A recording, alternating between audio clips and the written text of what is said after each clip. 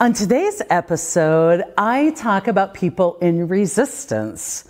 How do you deal with resistance? How do you work with the willing? And how to know the difference between the two.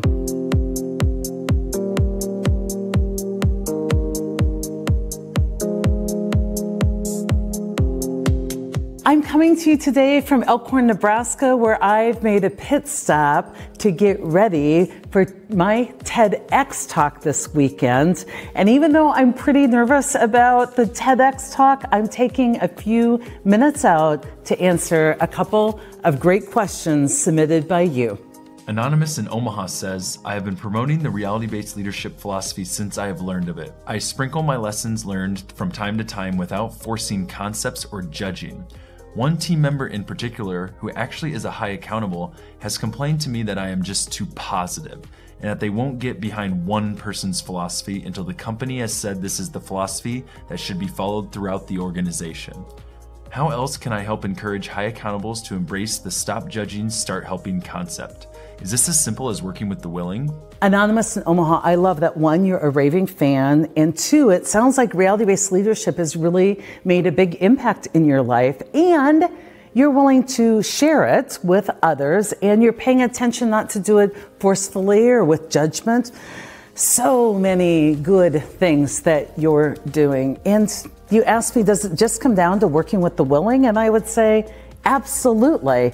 It comes down to just working with the willing. And then I would caution you to not have too narrow of a definition for what willing looks like. See, this person that you describe him as a high accountable. And what they're saying is, I'm just a little cautious about taking a single person's word for it, about falling into being too allegiant to one person's philosophy. And if I was having a conversation with that person, I would actually have admiration for that person. I would say, you know what? Good to know. And that sounds fair. Because when I present to people, I even say, don't take my word for this. Check it out for yourself. See, we're not out there to tell you the way. That's the ego getting involved, of having something helpful to you and believing that that very flavor will help others always. See, it's not about one person's philosophy. This isn't about Cy Wakeman. This is about some universal truths I have found a way to translate that have been helpful to others. Take Cy Wakeman out of it, present it to folks as what's helped you, let them try it on for size, and if it helps them, awesome. But you know what? There are amazing, high accountable people making impact in the world who've never heard of reality-based leadership or Cy Wakeman. They have found their own way through. There are so many paths to higher consciousness, good work, making great impact. And I love that you love your way, but it also has to do with respecting that my work is a single data point in what should be this huge crowdsource, this huge Google search on how to do great things in the world, how to be happy and more effective. I'm just one data point, and I'm one that you love, and I appreciate that. But if you've got somebody who's a high accountable, who is making it happen, who's remiss to really connect in and follow one philosophy blindly, and they're honest enough to let you know that, and they say if the company decides it, they'll willingly buy in and sign on, I just don't hear anything but really good discernment, honesty, and willingness for this person. So let's not confuse agreements or the same level of zealousness for willingness. What I preach to you are just universal principles that I've been able to translate, but I would tell you, please don't attach too wholeheartedly to my way of it, because I don't even attach wholeheartedly to my way of it. That would be my ego telling me I know best and there's only one way and it's my way. But that lands beyond ego, that field I talk about beyond ego, it's so open. It's the source of all possibilities. It's connection to this source. And I would tell you for myself that I don't use myself as the point of truth. I have many, many teachers. I love Byron Katie. I love Eckhart Tolle. I love Mel Robbins. I love so many people out there today. And I'm discovering more and more people all the time as I grow my Instagram feed and as I bring some of those folks to you and I bring folks onto my podcast, because I want you to know that there's a red thread, universal principles that go through ways of thinking, mental processes that lead people to be happier and successful. And I have one way of presenting those, and thank goodness there are so many other people that have unique ways of bringing that truth to the table. And many times it's in a way that people can hear more clearly. It's more consumable. So my hope is you go back to this very cool, open, honest, willing, accountable person, and you let them know that you can appreciate that they're having some discernment and that they're not going to go wholeheartedly, but that they will give you space to present what helps you. And then I would do one thing. I would pick their brain and ask them for their best advice, their best tips. And I would do that to many people. Keep asking and finding who out there, in addition to Cy Wakeman, is rounding out your evolution, is fueling your drama-free life. So I want to hear from all of you. Who are your favorites? Who, besides me and my staff, are helping you evolve in the world? Let's share the wealth. Put them in the comments below, and everybody go check them out. Susan from Hickory, North Carolina asks, how do I respond to an employee who, in not agreeing with a policy change, says to me, I am not going to argue with you. You can make whatever changes you want. It's your company. She eventually does come on board with the change, but always reacts this way at the beginning, with resistance. Susan from Hickory, thank you for asking this question, because it gives me the opportunity to bring up a topic I haven't yet talked about in Life's Messy, Live Happy episodes, and that is something I call emotional blackmail. It's when somebody actually speaks the truth, but is trying to use it in a way to bargain, stop the action, get out of having to do something joyfully. It's a passive-aggressive approach, and I first want to teach the concept, and then we're going to get down to what you should do specifically. So first of all, emotional blackmail sounds like this. We've done it this way before. We tried this in 1963 and it didn't work. This is completely different than how we've done things in the past. No one's ever really brought this up to me. I wasn't aware of it.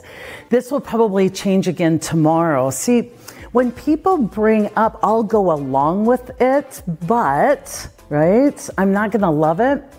What they're doing by saying, well, you can make that decision and you're the founder, is they're putting something out there to hook you so that you start arguing with why they should go along with it and why they should agree with it, or why this is better change, or why it didn't work in the past, or why they should get on board. See, all of that is a way for the ego to get you into some arguments with irrationality. So a counterintuitive way to deal with emotional blackmail is to simply agree with what the person's saying, especially if it's the truth. Cy, this is completely different than how we've done it in the past. You know, I would agree that it's very different than how we've done it in the past. You're speaking the truth. And now that you know the very difference, I would expect you to take that knowledge and execute wonderfully. See, here's how I got out of emotional blackmail. I agreed with what's true. And then I said, here's what's next. And I set my expectation forward. See, when people emotionally blackmail, they want you to feel like they're doing at least this for you. You have no right to ask for any more, but you need to be a master at moving right behind that ego, bypassing it, and calling up the great part of somebody else. So let's get back to your question, Susan. This is emotional blackmail. It gets you in a place where you're thinking, well, I guess that's all I can expect. No, you're the owner. So when someone says, well, I'm not going to argue with you, you're the owner. You can make whatever decision you want. Unhook from that want to argue or prove or justify. Just unhook and hear the truth and confirm the truth. What is happening in the moment is expressing a trend that goes unaddressed. So we get through the moment, and we're like, oh, I just lived through having to talk to Sarah about a new change. Thank God that's over. But we never address the trend.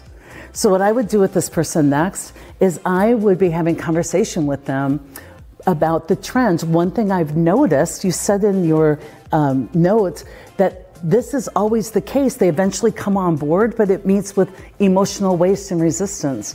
I would say I notice in the moment that when I bring things forward, you will comply if they're done to you based on the fact that I'm an owner and I have a right to.